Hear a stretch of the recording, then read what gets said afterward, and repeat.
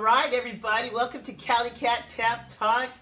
I got an amazing person here, and his name is Richard Blank, and he's going to talk about how he left Philly at 27, moved to Costa Rica, built an amazing business with 10,000 employees, I believe, right? 10,000 employees, and he just followed his dreams, so we're going to listen to that.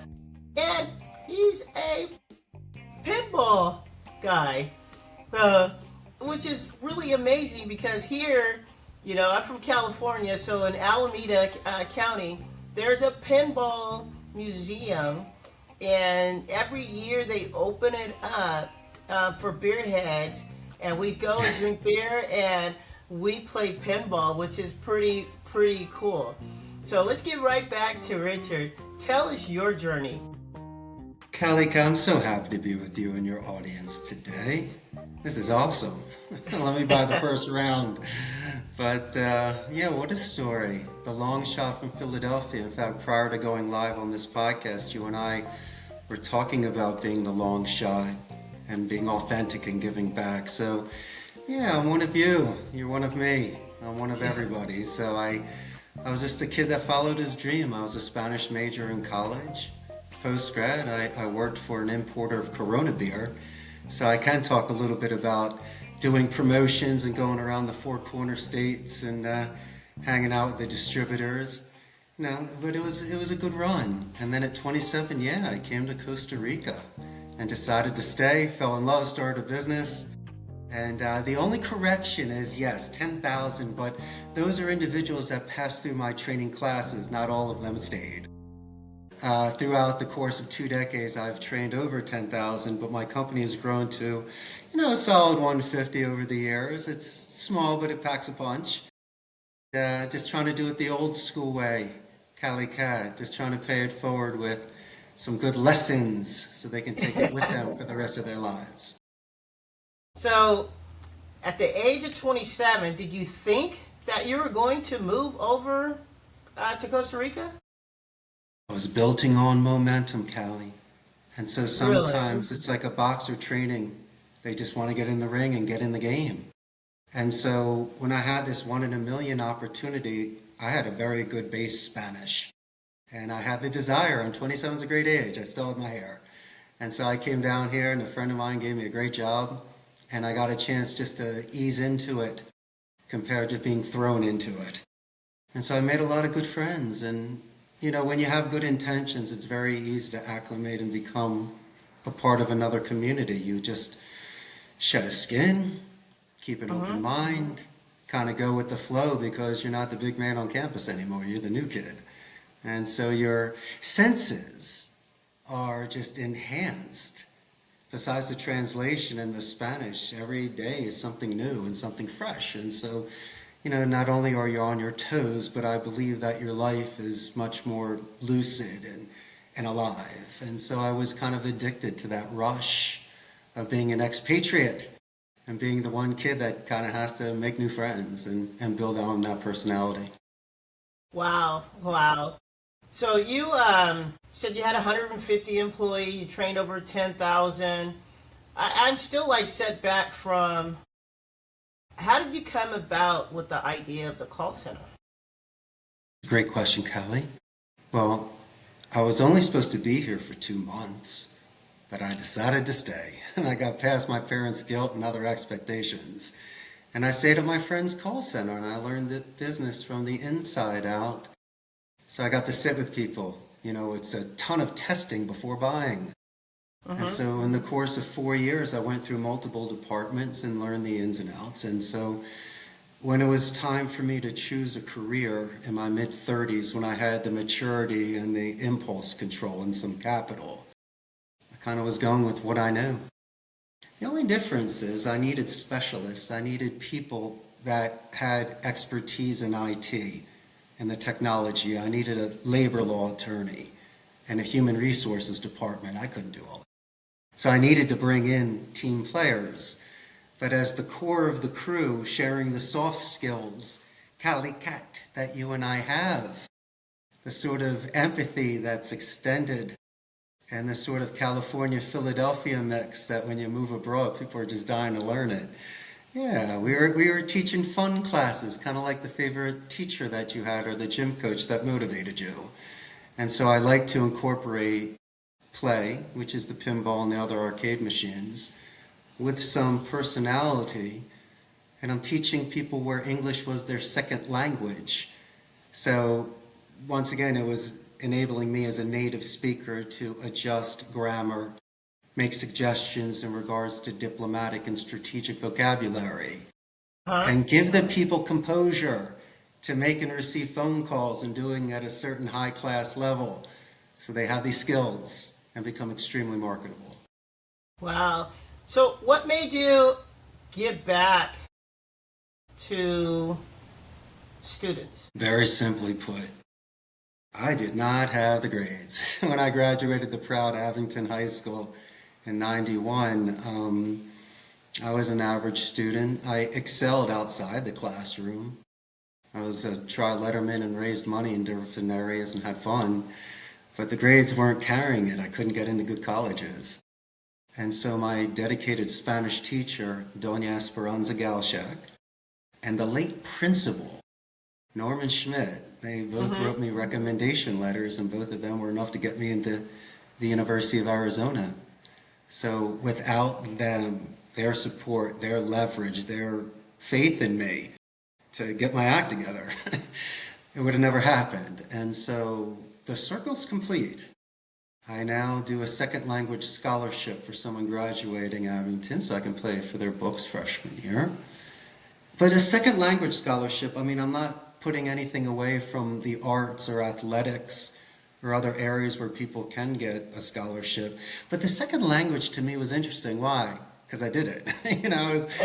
People in my family couldn't believe it. It was outside the box and the bubble. And so anyone that has that dedicated practice and that sort of desire, that is something that you can't spin. And when you meet someone from that other culture and they embrace it, and all they want to do is enhance it, it was such a nice reinforcement that I was getting from the Latino community. I kind of knew I was doing something right. And it was just collecting quarters. Cali Cat kept adding up, enough money to go to the arcade. Yeah, I think it was meant for you to go to Costa Rica and start your spiritual journey over there, which is simply amazing. So you hired a bassist. It's Garry Beers to produce a rock song for you. For your audience that doesn't know Cali Cat, Garry Beers, the bassist of the legendary Australian band INXS. Make a long story short, the first friend I ever made down here was Roberto Ruiz, better known as Igni Faroki, a rocker that goes back to the late 70s. Anyway, he and I have been friends for a couple decades, and he decided to write a song for my call center called Shine Like the Sun. So we produced a local song, played around the country with it. Next thing you know, I was listening to a podcast interview of Garry Beers talking about his creates custom-made basses out in Los Angeles. And so I went on his website, and one section said, "Hire Garry." I checked it out. Cali Cat, he goes, "If you got a song, send it to me, and if it makes the cut, I'll work with it on you." And he started off at like $600. And so I was like, what? I would do that just for an autograph. And so I wrote him, and I let him know I had a song, and the guy wrote me back, and I couldn't believe it. I was so starstruck. It was like Santa Claus. I was writing him a 3-page letter how much I loved INXS. And he liked the song. And it was very interesting. He was in Los Angeles. He was able to take out the bass that we sent to him, and he overlapped his version from being conservative to funky, a couple different versions. He put in some synthesizers, some percussion, sent it back, and the guy mixed it. And they also did a performance video. And what an experience. Music. What a great way to transfer energy between humans. It's a gift that keeps on giving. I've listened to that song 1,000 times. And the fact that it was produced is amazing. But thank you for bringing that up, Cali Cat. Yeah, I saw it. I was like, man, you are just an amazing journey. I mean, Didn't you ever want to make an MTV video from the 80s? I got arcade games, old convertible, Cabriolet convertible. It was like a kid's dream come true. And, Yeah. you get to play. And if you can support the arts in one way or another, that's amazing. My thing was I like producing music. So, yeah, I got a chance. Wow. So, being an entrepreneur, was that an easy task, or was that a hard task for you? You could look at it two ways. Some people say get the job with the salary and the benefits, but you kind of get tapped out and there's really not that security. Mm-hmm. In my mid-30s, I kind of wanted to test myself, but I wanted to do it in a conservative way. I didn't overextend by just renting places and doing things and then going bust. I was renting a turnkey station at a blended center, like an internet cafe, so I could build it per seat per month, pay my taxes and make a margin. So I could, once again, the risk and the reward was fantastic. It was just play as you go, kind of like getting a plane seat. You're still making money, and it just wasn't glamorous. And so through like the game of life, you just keep expanding. So from there, I was able to rent space and get secondhand computers, which was able to offset price. And then I was able to purchase a building and grow from there. But I tell you what, if you think you got it, then go for it. At least test it and see where you go. And I had a lot of naysayers and great believers out there that were telling me I should be going into different careers. And there's social expectations. Come on, Cali Cat. No one writes a blueprint of being a CEO of a call center in Spanish. And that's why my stuff is interesting. I had a couple zig and zags in there, a couple half moon curves. None of this was just a straight line set up for me. I don't know. Maybe I wanted to slay a dragon and save a princess and have some sort of life that I was at least content with. And to be an entrepreneur, you got to be brave. And you need to, during those private moments, when there's people there not watching it, those are the ones that count the most. When you're getting up early, staying up late, sacrificing certain days or events. And so those are the ones that know how to grind it, and they have the capacity to do the long game. And some people call it the forced march. I'm not talking about creating an app and being a millionaire overnight. I'm not saying that. I'm talking Cali Cat, you and I going the full 12 rounds. Mm-hmm. The full distance. Really getting off of that mountain and getting across that desert or surviving on the high seas. It's those stories of relentless endurance and faith in oneself where you become crazy in a sense to keep on going. But those that do continue that remaining 20%, they're the ones that usually can achieve greatness. That's the only way I can explain it in that sort of term. Wow. So what would you tell a person that wants to pursue a dream? At least test things. What sort of dream are you looking for? It's very broad. My thing was built on momentum. The Spanish turned into where can I take the Spanish where it could work. And naturally I couldn't take my Spanish and go to East Germany. I mean, it wouldn't make sense. And so what I was thinking was, how could I have a foundation, almost like a basket where I can catch? And so by practicing certain public speaking skills, writing skills, rhetoric, copious dictation note-taking before AI was even created, learning to be interested compared to being interesting, and really just engaging, and not for just false flattery, just to, I don't know, just to see if people have any sort of depth and can they tell you a half-decent story. Why? So maybe 10 years from now, someone ever says, hey, do you know Cali Cat? I go, of course I know Cali Cat. What an impression she left on me. Super duper. And so that's what I'm saying. It could be the fleeting 5 minutes where you meet someone, but they make such an impression that you remember it for the rest of your life. I don't need all of your time. I just need a few minutes. And if we can have a high five and connect and share a smile and a story, then I've passed that flame of the candle and now we can move on. And so That's the way I see things, my friend.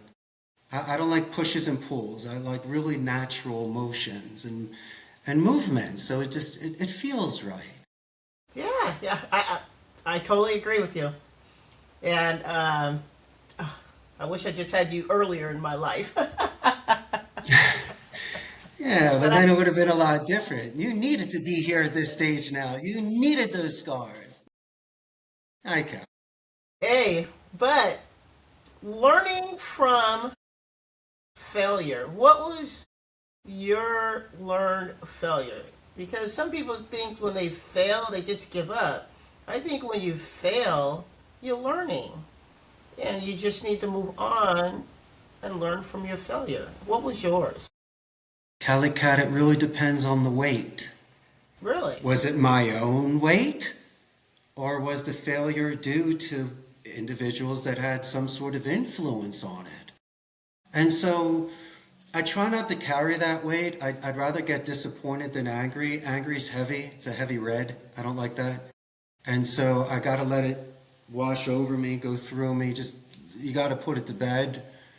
And so guess what, kiddo? I'm going to take this big pile that you keep talking about, and I'm going to break it down into little piles. So A, it's manageable, and B, I can cut out 90% of the fat. Yeah, I'll take 10%, but the 90% I gotta put away because it is either outside of my control. It was something that someone sabotaged or deliberately did not come through that I depended upon. And so you can't be hard on yourself. And when I look at failure, I gotta really scale it from a 1 to a 10. If I'm an idiot and I really did not put gas in my car and I'm in the middle of nowhere, that's on me. But, there's certain times when someone else is having a bad day and they create a terrible experience at dinner. Or there's somebody that's just not considerate of others in public. And so, what do you do? What do you do? And so failure to me, mesh, the only time it upsets me, my good friend, is if I failed you. Because Cali Cat means more to me than $50 or something else, but I also have to put myself in your shoes and take 99 examples of our friendship into consideration compared to the one time you didn't text back, pick me up on time, forgot something. I mean, come on, cut her a break. And so I kind of scale things that way. Nothing's really a deal breaker. Nothing should be an ultimatum. And I treat myself the same way, Cali Cat, because I don't want to carry that weight, to be completely honest with you in regards to failure. But if you're talking about business, I've had 1,000 failures. Oh yeah, I got lucky. Just the one home run at the right time. But yeah, so be it. Do you just want me to post the greatest times on Facebook or Instagram, or do you want to get raw and just talk about the times I had to get back up after getting knocked down? Let's get raw. Yeah. Oh, so with all that said, and you mentioned AI, how will AI affect your business? It's definitely going to gather, and it'll have reduced error, fatigue. You can have 24/7 now. You can have a queue that could be 1,000,000 people long. Everyone's going to get answered. My only suggestion is, because it will be taking the first and second levels of customer support through omni-channel non-voice, through texting, chat, emails, or as I say, if it's voice, it's integrated voice, where if they get better at it, where you don't have to repeat or enter, they will be able to answer the top 20 questions. It's what people like you and I may need from time to time if we're frustrated. If there's a sense of urgency, or depending on the importance, we may press 0. And I may want to, if I'm spending this money and this is a valued client relationship, I might want to speak to somebody on the phone to either resolve my issue, let me vent, or just see if there's a better deal. And so you will have a higher class concierge department at call centers that will be working with individuals like myself and other generations that prefer certain hand holding and personal contact compared to things that are done just via text or an email. And so But that is how it is. I believe in fair play. If somebody has $1 and they'd rather put it with a kiosk and get their hamburger perfect with extra pickles, that earned that business because Joey behind the counter made that mistake. What do you want me to say? He put in extra onions. And so I kind of get it. Maybe just the way you guys do it that way is perfect compared to human error. And so I might lose that burger. And I get it. And so, but where we do strive is once again that sort of attentive nature, that relationship building, rapport, retention, and the just really caring about your client. That's the one thing I think is the saving grace of this industry still, as much as it may have a bad rap, and everyone has a bad experience. They can also mention the one time that Betty over in Time Life gave them the deal of the century. And they got that football phone and had a really nice experience. And so, once in a while, those are the good players in my industry. Well, it is, customer relationship is number one, especially when you need to talk to that customer, directly. That does help. I agree. When you look at your life, what part of your journey still feels surreal? Take us through that. Stepping off the plane and feeling the warmth of Costa Rica for the first time. Really? You ever see those movies, and I know it sounds cliche and cheesy, where you have that weird background music or the tingles, because all of a sudden something changed. I had that feeling. There was almost that thing where I was going to die with my boots on. I was going to do whatever I could to stay on this paradise where every day felt like a Saturday.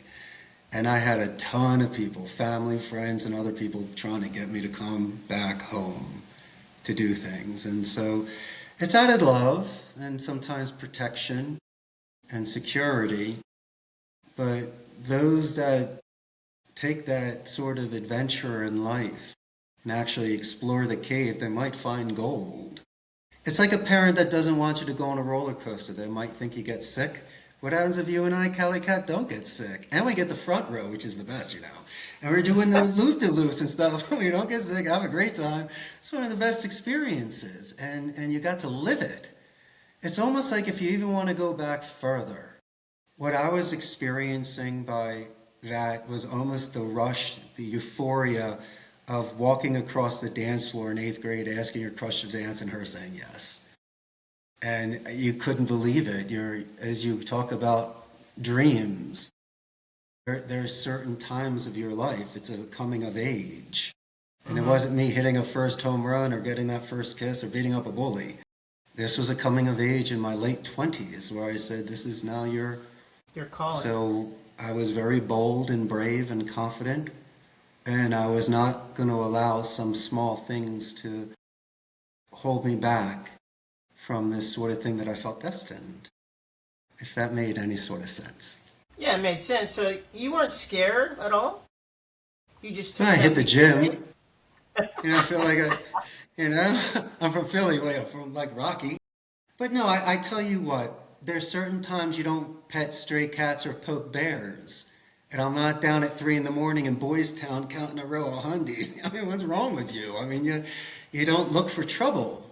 And trouble doesn't find you. And so I knew that being a guest in this country, if I followed rules. Here's an interesting thing, Cali Cat.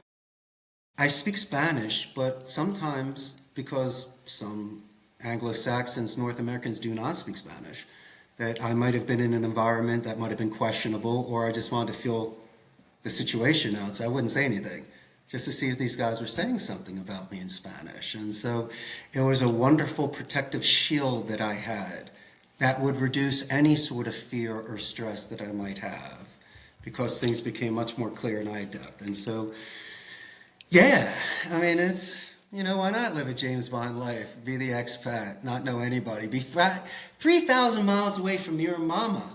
That's great. You see what you do. So why not, right? Drink life and see where it takes you. Yeah. So how important was your mindset in your success story? It was the discipline, my friend. Really? Yeah, because you can still run around the deck, but if your ship's going in the right direction, it's good. So I needed at least to have certain things in my life where you have the structure and the discipline, and it produced. And so the first thing was the gym, so I can keep my health, because I was in bad health. I would have no way been able to do this. And then secondly, surrounding myself with individuals that would then mold my personality to be able to do this, because it changes a person. It's almost like an actor walking into a role, or you're always surprised when someone walks off the stage how they act.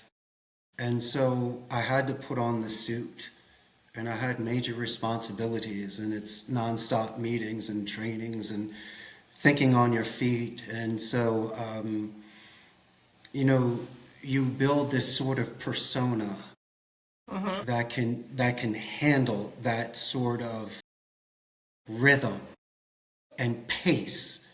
Does it mean that it's you? I didn't say that it's you, but you put anybody in a rocket or a fast car, as long as they don't kill themselves and they can still press the gas and go, anyone can hit 300. And so I hit 300, going fast, nonstop. And did I want to get off? It was too good. I got lucky. So sometimes you get as much as you can until it dries up. And so that's why I had a good long run. But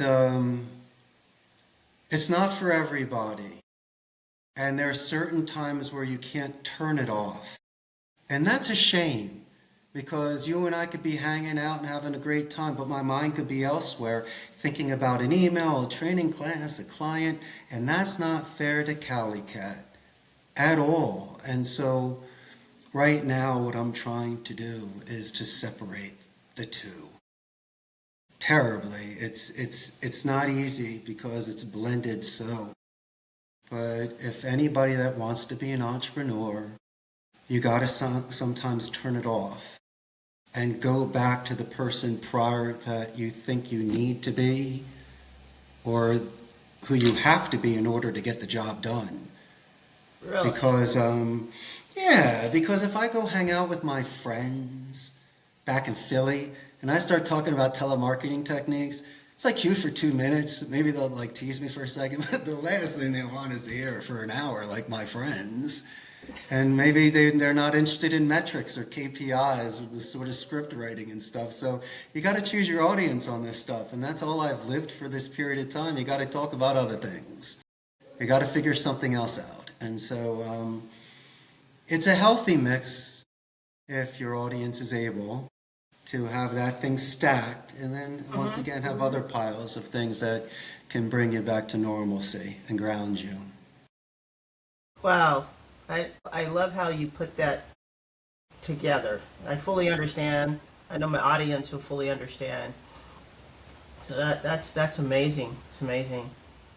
My curtain. Yeah. So do you feel more aligned with your purpose? Today, yes. Yes, because I can see what's been accomplished after 19 years. So I can say, hey, look at all the bricks. Look at the wall. But in the beginning, it was the sort of thing where I didn't like the fact that of the unknown. And that's such a terrible game to play with somebody. And nobody knows anyway. I mean, you don't know anything when you walk through a door, sit down to take a test, go on a date. Who knows what's going to happen? And so I think a lot of my initial energy was focusing on the darkness, not what my candlelight could produce around me so I don't step in things. And so if you're able to reduce that by a significant amount, you can focus on other things. But it's maturity, CaliCat. Unless you had a mentor or your father passed a business to you and allowed you to sit next to them during meetings and decisions, it's very difficult to find that on your own. A lot of it's just trial and error. And then you figure it out. And so a lot of mistakes were rookie mistakes, but most of my mistakes were when I had faith in somebody and I thought they were going to come through. And Maybe I just had expectations, but as I said before, don't be hard on yourself. If you only had some sort of structure prior and a blueprint, it's easier. But if you're just, as you say, how do you start? Where do you start? As I say, take big piles to small piles, divvy it out, see what's going on. It makes it easier to see.